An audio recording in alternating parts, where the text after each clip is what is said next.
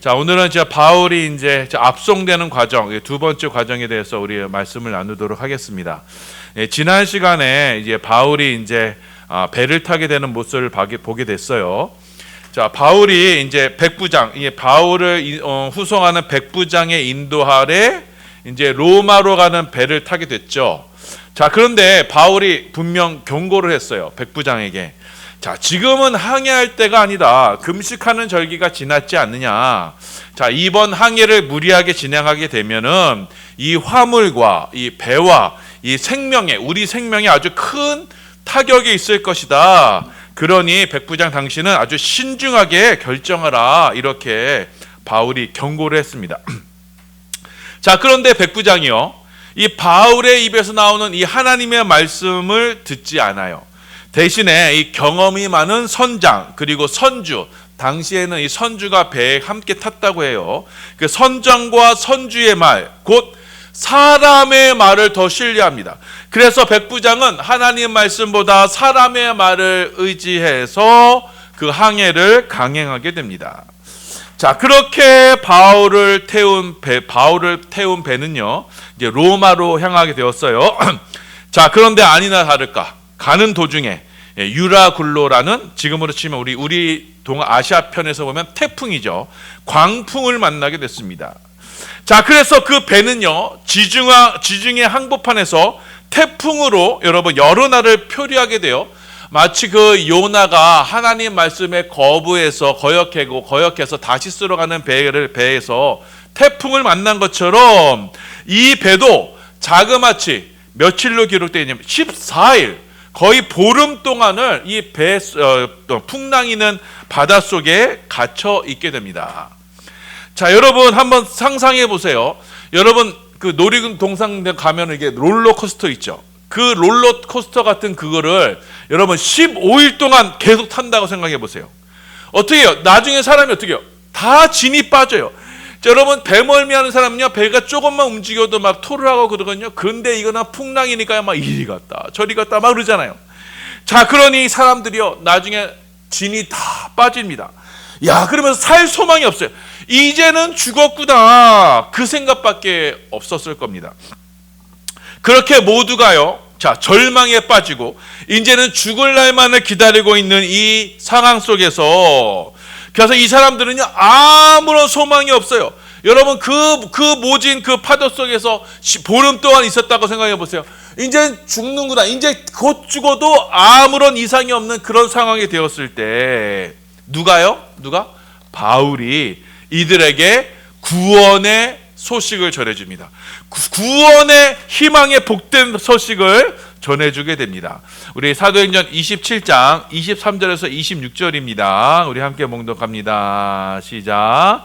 내가 속한 바 곧 내가 섬기는 하나님의 사자가 어젯밤에 내 곁에 서서 말하되, 바울아 두려워하지 말라. 내가 가이사 앞에 서야 하겠고 또 하나님께서 너와 함께 항해하는 자를 다 내게 주셨다 하였으니, 그러므로 여러분이여 안심하라. 나는 내게 말씀하신 그대로 되리라고 하나님을 믿노라. 그런즉 우리가 반드시 한 섬에 걸리리라 하더라. 자, 여러분 바닷속에서 이 죽을 날만을 기다리고 있던 이들에게, 여러분 이 바울의 이 말보다 더 복된 소식, 더 구원의 희망의 소식이 어디 있겠습니까? 자, 이렇게 바울은 이 표류하는 바닷속에 갇혀서 이리저리 또 돌아다니며 아무런 소망과 아무런 희망이 없는 이들에게 하나님께서 주시는 복된 소식, 이 구원의 소식을 전해준 겁니다. 자, 이렇게 바울이 이 구원의 소식을 전하게 되자 배 안에 있던 사람들, 그때부터 영적인 분위기가 바뀌어요. 백부장이요, 이전에는 바울의 이야기보다 누구의 이야기를 더 들었느냐? 선주와 선장의 말을 더 귀 기울였어요. 그런데 이제는요, 바울로부터 나오는 말을 듣고는 그때부터는 전적으로 바울을 믿고 신뢰하게 됩니다.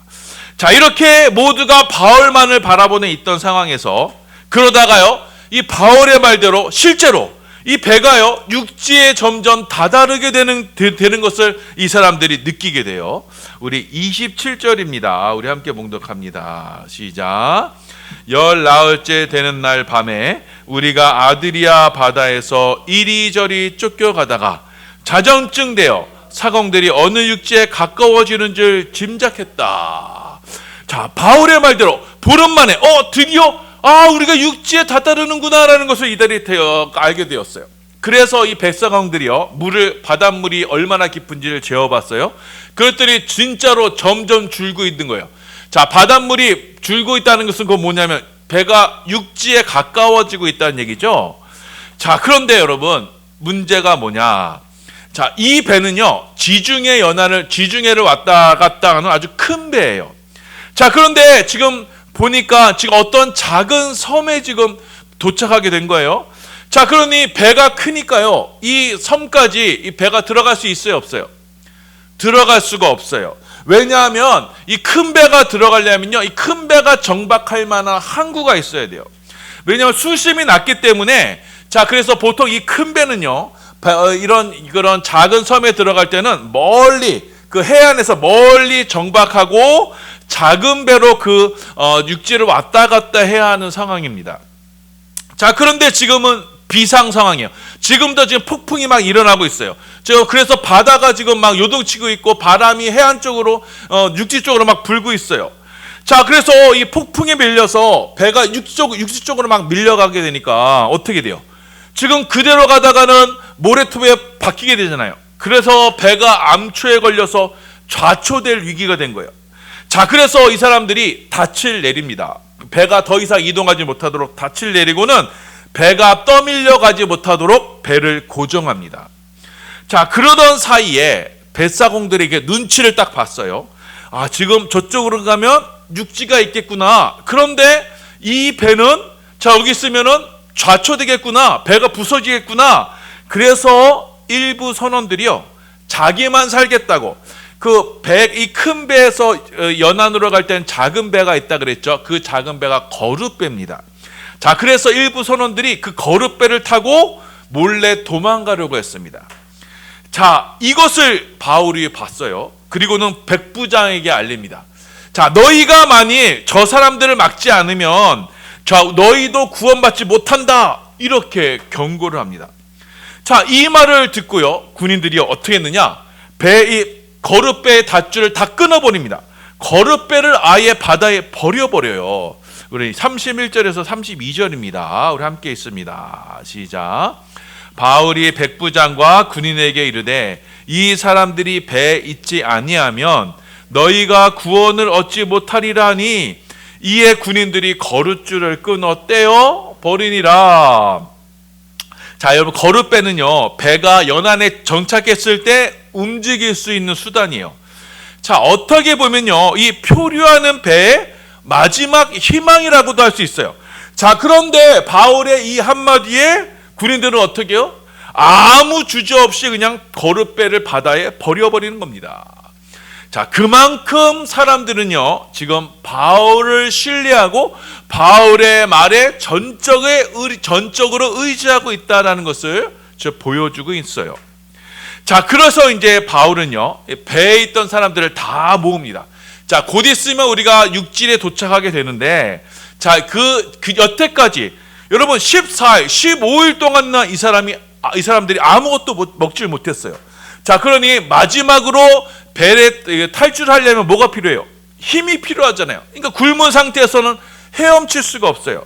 자, 그러니 만약에 헤엄쳐서 도착한다고 해도 이 굶어서 죽을 것이 뻔해요. 그래서 바울은 배에 있는 사람들 다 모아서 마지막 식사 자리를 마련합니다. 자, 그리고는 이 사람들에게 위로의 말을 전해요. 너희 모두 다 무사할 거다. 머리카락 하나도 상하지 않을 거다. 그러니 걱정하지 마라. 이렇게 위로합니다. 우리 33절, 34절입니다. 함께 봉독합니다. 시작. 날이 새어가매 바울이 여러 사람에게 음식 먹기를 권하여 이르되 너희가 기다리고 기다리며 먹지 못하고 줄인 지가 오늘까지 열 나흘인즉 음식 먹기를 권하노니 이것이 너희의 구원을 위하는 것이요 너희 중 머리카락 하나도 잃을 자가 없으리라. 아멘. 그래서 바울은요, 자신의 예언의 말씀처럼 이 많은 사람들을 모아두고는 너희는 절대로 머리카락 하나 잃지 않을 것이다 이렇게 위로하고는 그 앞에서 뭐 하냐면 하나님께 축사의 기도, 하나님께 감사의 기도를 올립니다. 그리고 사람들에게 음식을 나누어 주어서 이 사람들이 배불리 먹도록, 힘이 내도록 배불리 먹도록 음식을 나누어 주었어요. 우리 35절에서 37절입니다. 함께 있습니다. 시작. 떡을 가져다가 모든 사람 앞에서 하나님께 축사하고 떼어 먹기를 시작하며 그들도 다 안심하고 받아 먹으니 배에 있는 우리의 수는 전부 276명이더라. 아멘. 자, 276명. 그 많은 사람들이 바울 앞에서 바울이 드리는 기도로 그 축사로 말미암아 그 떡을 먹고 다 뭐에 36절에 다 안심하고 받아 먹었다라고 말씀하고 있어요. 자, 여러분 이렇게 하나님께 축사하고 그것을 떡을 떼어 먹기 시작하는 것. 여러분 이게 흡사 누구의 모습하고 같아요? 바로 예수님의 모습과 같아요. 예수님께서 유월절 전에 마지막 만찬으로 하나님께 축사하고 떡을 떼어서 제자들에게 나누어 줬던 것처럼 자, 지금 바울도요 마치 예수님의 모습으로 이 사람들 앞에서 하나님의 말씀을 전하며 떡을 떼어 나눠주게 됩니다. 자, 그렇게 사람들이요 그 바울의 축사의 기도를 하고 그리고 식사를 든든히 하고는 마지막으로 모두가 배불리 식사를 하고는 그리고요 배 안에 있던 짐을요 모두 바다에 버려버립니다. 우리 38절입니다. 함께 봉독합니다. 시작. 배불리게 먹고 밀을 바다에 버려 배를 가볍게 하였더라. 자, 사람들은요 이미 이 배가 가라앉을 것이라고 예상이나 한 듯이 그래서 다시는 이 배에 타지 못할 것이라고 여기듯이 이 배 안에 있는 모든 것을 다 바다에 버려버립니다. 자, 그렇게 새벽이 되어서 이 사람들이요 배를 댈 만한 항만을 발견하게 돼요. 그리고 배를 몰아서 그곳으로 아주 조심스럽게 접근을 하게 됩니다. 자, 그런데 이 배가요 잘 가다가 그 뱃머리가 모래에 좌초가 돼요. 모래에 처박히게 돼요. 자, 그래서 이 배의 앞머리를 이물이라고 합니다. 자, 이 이물이 모래 속에 갇혀서 움직일 수가 없게 돼요. 그리고 지금요 배의 뒤쪽은 고물이라고 해요.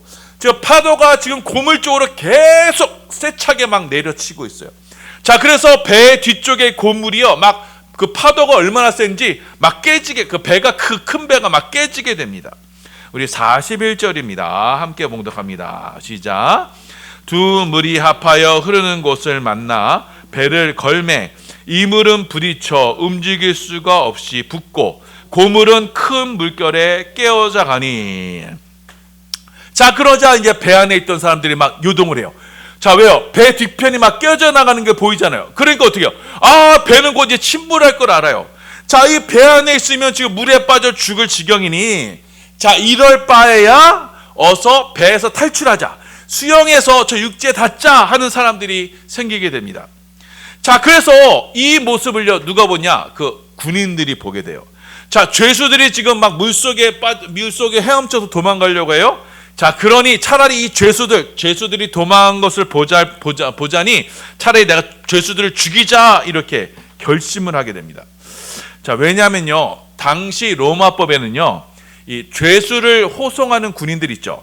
이 군인들이 죄수를 잃어버리게 되면 죄수 대신에 자신의 목숨을 내놔야 돼요.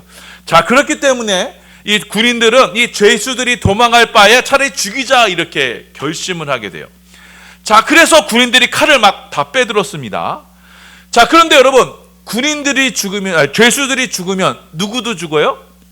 바울도 죽게 돼요. 자, 그러니 백부장은요 이 바울을 아꼈죠. 왜냐하면 바울을 통해서 들려지는 하나님의 말씀을 믿었어요. 자, 그래서 군인들을 제지시킵니다. 죄수를 죽이지 말라라고 군인들을 제지시켜요. 그리고는 헤엄칠 줄 아는 사람들은 헤엄쳐서 도망가라. 나머지 헤엄칠 줄 모르는 사람들은 널판지나 나무 조각 붙들어서 육지로 헤엄쳐 나가라. 이렇게 명령을 합니다. 여러분, 죄수들이 지금 다 죽을 운명이었어요. 로마 군인들이 칼을 빼서 다 죽을 운명이었어요. 그런데 누구 때문에 살아요? 누구 때문에? 바울 한 사람 때문에 이 죄인들이 살아나게 됩니다. 그래서 마침내 모든 사람들 276명 전원이 목숨을 구하게 됩니다. 우리 사도행전 27장 42절에서 44절입니다. 함께 봉독합니다. 시작. 군인들은 죄수가 헤엄쳐서 도망할까 하여 그들을 죽이는 것이 옳다 하였으나 백부장이 바울을 구원하려 하여 그들의 뜻을 막고 헤엄칠 줄 아는 사람들을 명하여 물에 뛰어내려 먼저 육지에 나가게 하고 그 남은 사람들은 널조각 혹은 배 물건을 의지하여 나가게 하니 마침내 사람들이 다 상륙하여 구조되니라. 자, 이렇게 여러분, 사명자 바울, 복음을 전하는 자 바울, 하나님께 기도하더니 바울, 이 한 사람 바울 한 사람으로 인해서 276명 모두가 도저히 살 수 없는 이 바닷속에서 구원을 받아 살게 되는 것입니다. 여러분, 이것이 바로 오늘 본문이 우리에게 주시는 교훈이에요. 자, 여러분, 이 본문의 이야기는 단순히 이 침몰하는 선박에서 구원 살게 되었다라는 것을 그렇게 받아들이면 안 됩니다. 하나님은 오늘 본문에서 우리에게 어떤 교훈을 주시고 있어요. 자, 이 바울을 실은 배, 바울은요 사명을 가지고 있어요. 어떤 사명이에요? 가이사 앞에서 주의 복음을 증거해야 되는 사명을 가진 사람이에요. 그 사명자 바울이 그 배에 타게 되었을 때 그 배는요 분명 좌초돼서 침몰해야 되는 배예요. 하나님의 말씀을 거역한 배예요. 요나의 배처럼요 하나님이 가지 말라고 한 그곳으로 가던 배예요. 그리고 그 배 안에 있던 모두는 바로 이 바닷속에 빠져 죽어야 되는 그런 운명이었어요. 자, 그래서 그 배는 바울의 경고대로 바닷속에서 풍랑을 만나 바다 한복판에서 빠져 들어가게 죽을 수밖에 없던 운명이었습니다. 모두가 살 소망을 포기하고 도살장의 짐승처럼 혼돈과 흑암과 이 공허의 이 바닷속에 빠져 죽어가는 그 속에서 하나님과 함께했던 바울, 그 사명자 바울 한 사람으로 인해서 이 배에 구원의 복된 소식이 전해지고 그 소식을 들은 사람들, 곧 절망 속에서 이 죽음의 공포 속에 갇혀있던 이들이 바울과 함께 하시는 하나님, 그 바울의 통해서 들려지는 그 복음으로 인해서 구원의 소망을 갖게 되었던 겁니다. 자, 그렇게 이 바울은요, 이 좌절의 역사, 멸망의 역사 속에서 빠져가는 이들 틈에서 바울은 예수님의 모습으로 그들 가운데 나타나게 되었고 그들에게 살 소망과 살 힘을 주었던 거예요. 자, 그 과정에서 사람들은 바울의 말을 믿었고 그 구원을 받으리라는 그 바울의 말을 믿었고 그 말에 순종해서, 그래서 그 사명자 바울, 그 말에 순종한 사람들은 죽지 않고 살아서 약속의 땅에 도달할 수 있게 된 것입니다. 이것이 본문을 통해서 우리에게 주시는 하나님의 말씀이에요. 자, 여러분, 저와 여러분이 몸담고 있는 이 우주는요, 이 세상은요 반드시 침몰하게 됐어요. 이 세상이라는 배는요 반드시 하나님의 진노의 심판을 받아 멸망하게 되어 있습니다. 자, 요한계시록의 말씀처럼 한 시간에 이 바벨론이라는 문명은 반드시 바닷속에 빠져 멸망하게 되어 있어요. 그 운명은요 이미 정해져 있습니다.